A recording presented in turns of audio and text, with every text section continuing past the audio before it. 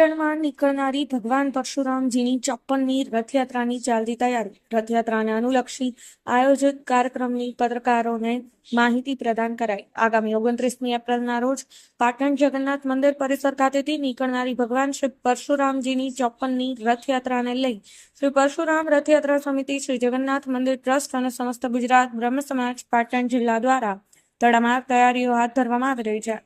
ભગવાન શ્રીની પરશુરામજીની નીકળનારી 54મી રથયાત્રાને લઈ ગુરુવારે જગન્નાથ મંદિર પરિસરના સત્સંગ હોલ ખાતે શ્રી જગન્નાથ મંદિર ટ્રસ્ટ અને શ્રી પરશુરામ જન્મ જયંતિ શોભાયાત્રા સમિતિ અને સમસ્ત ગુજરાત બ્રહ્મ સમાજ પાટણ જિલ્લા દ્વારા પાટણના ઇલેક્ટ્રોનિક તેમજ પ્રિન્ટ મીડિયાના પત્રકારોને પ્રેસ બેઠક યોજવામાં આવી હતી. આ પ્રેસ બેઠકમાં ભગવાન શ્રી પરશુરામજીની 54મી શોભાયાત્રા સહિત ત્રિદિવસીય આયોજિત કરાયેલા વિવિધ કાર્યક્રમોની માહિતી પ્રદાન કરતા શ્રી પરશુરામ શોભાયાત્રા સમિતિના કન્વીનર ને શ્રી જગન્નાથ મંદિર ટ્રસ્ટના મેનેજિંગ ટ્રસ્ટી તેમજ સમસ્ત ગુજરાત બ્રહ્મ સમાજ પાટણ જિલ્લા પ્રમુખ પિયુષભાઈ આચાર્યએ જણાવ્યું હતું કે આગામી તારીખ 29 એપ્રિલના રોજ ભગવાન પરશુરામજીની જન્મ જયંતિના ઉપલક્ષમાં તારીખ 27 એપ્રિલ ભગવાન શ્રી પરશુરામજીના જીવન ચરિત્ર પર પાટણ શહેરની વિવિધ શાળાઓના બાળકોની લેખન સ્પર્ધા તેમજ તારીખ 28મી એપ્રિલ રોજ આનંદ ગરબા મંડળની બહેનો દ્વારા આનંદ ગરબો તેમજ રાત્રે હેરિટેજ કરાઓકે ગ્રુપ દ્વારા સતત 3 કલાક સુધી હનુમાન ચાલીસાના પાઠનું પઠન કરવામાં આવશે.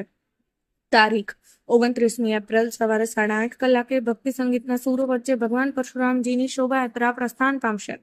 ભગવાન પરશુરામજી નીકળનારી આ શોભાયાત્રા સનાતન ધર્મની શોભાયાત્રા બની રહે તેવા ઉદ્દેશ સાથે પાટણ શહેરના 18 વર્ણના સમાજો સાથે તેમજ શહેરની 25થી વધુ સેવાકીય અને સામાજિક સંસ્થાઓ સાથે બેઠક યોજી તમામ ભગવાન પરશુરામજીની શોભાયાત્રામાં જોડાવા માટે નિમંત્રણ પાઠવવામાં આવ્યું છે.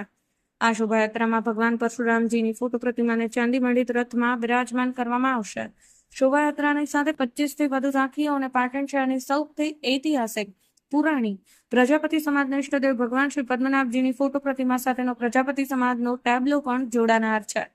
તો શોભાયાત્રાના માર્ગ પર પાટણ શહેરની વિવિધ સેવાકીય સંસ્થાઓના 11 જેટલા સેવા કેમ્પ પણ કાર્યરત બનાવનાર છે.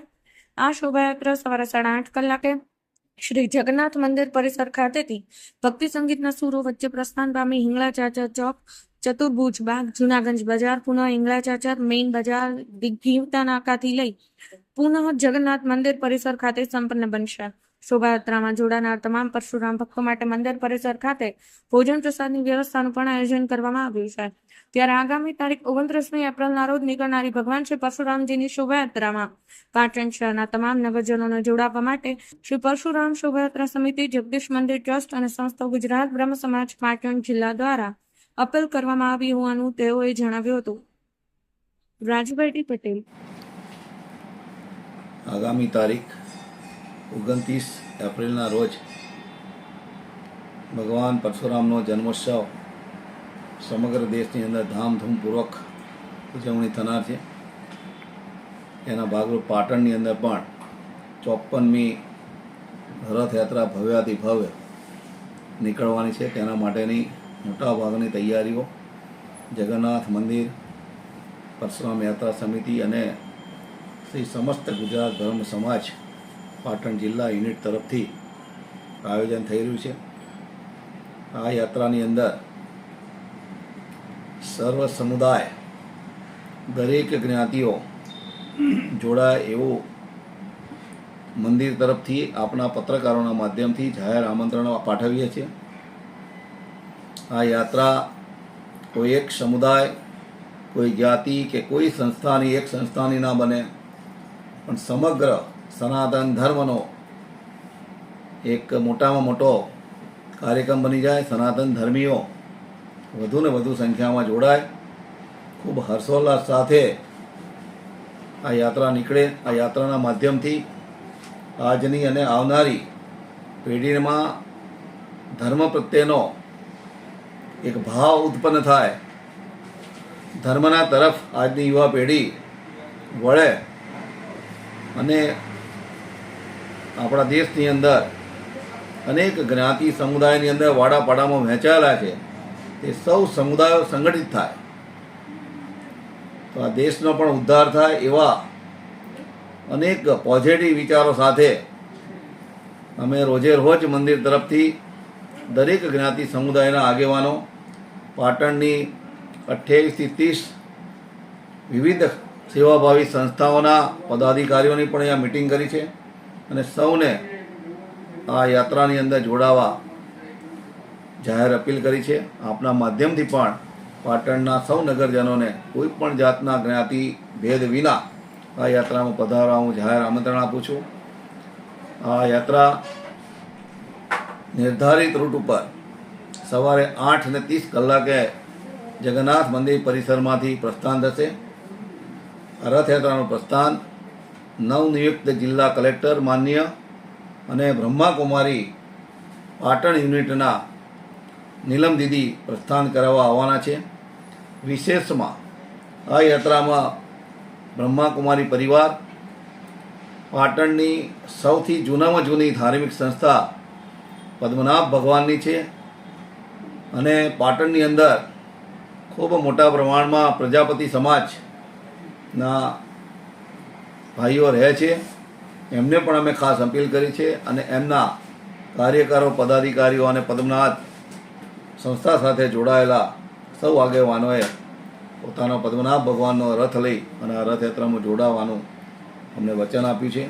તે જ રીતે પાટણની અંદર મોદી સમાજ પણ ખૂબ જ સંગઠિત અને ધાર્મિક રીતે ખૂબ સેવાભાવી વૃત્તિના નાગરિકો છે. તે લોકો પણ તેમના બોચર માતાનો રથ લઈ અને આ રથયાત્રામાં જોડાવાના છે. તે સિવાય લગભગ 11 વિવિધ સંસ્થાઓ દ્વારા સેવા કેમ્પો લાગવાના છે. માત્ર 2.5 કિલોમીટરની ટૂંકી રથયાત્રાની અંદર ગરમીને ધ્યાનમાં રાખી ભાવિક લોકોએ આ યાત્રામાં જોડાનાર લોકોને તકલીફ ના પડે એટલા માટે સ્વયંભૂ સેવા કેમ્પનું આયોજન કર્યું છે અને મંદિર તરફથી યાત્રામાં જોડાય તે બધા જ ભાઈઓને, બહેનોને અહીંયા ભોજન પ્રસાદીની વ્યવસ્થા કરી છે. એના પાસનું વિતરણ અમે કર્યું છે એટલે અવ્યવસ્થા ઊભી ના થાય. એ પાસ ચાલુ રથયાત્રાની અંદર જ અમારા કાર્યકરો વિતરણ કરશે. પાસ ઉપર પણ અમે નંબરિંગ કર્યું છે એટલે એ લોકો ઘણીવાર એવું બનતું હોય કે રથયાત્રામાં જોડાય નહીં, એવા લોકો માત્ર જમવા માટે આવી જાય એટલે અવ્યવસ્થા થાય છે.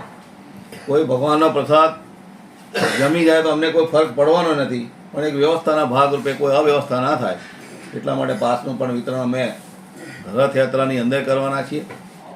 અને આ રીતે આપના માધ્યમથી સર્વ સમુદાયનો આ પ્રોગ્રામ બની રહે અને હિન્દુ આપણો સનાતન ધર્મનો એક વિરાટ પ્રોગ્રામ બને. અહીંયાથી બીજા પણ સમાજો પ્રેરણા લે, કારણ કે પરશુરામ માટે ઘણી અમારા બ્રહ્મ સમાજ તરફથી પણ સંકુચિતતા જોવા મળે છે. ક્યાંક માત્ર બ્રહ્મ સમાજ એવું કહે કે ભાઈ પરશુરામ અમારા ભગવાન, મારું વ્યક્તિગત માનવું એવું છે અને મારા ટ્રસ્ટીઓ આ સંસ્થા સાથે જોડાયેલા તમામ કાર્યકરોની માન્યતા એવી છે કે ભગવાન કદાપી એક સમુદાયના હોય નહીં. એને ધ્યાનમાં રાખી અમે સર્વ સમુદાયને જાહેરમાં આમંત્રણ આપીએ છીએ. અસ્તુ.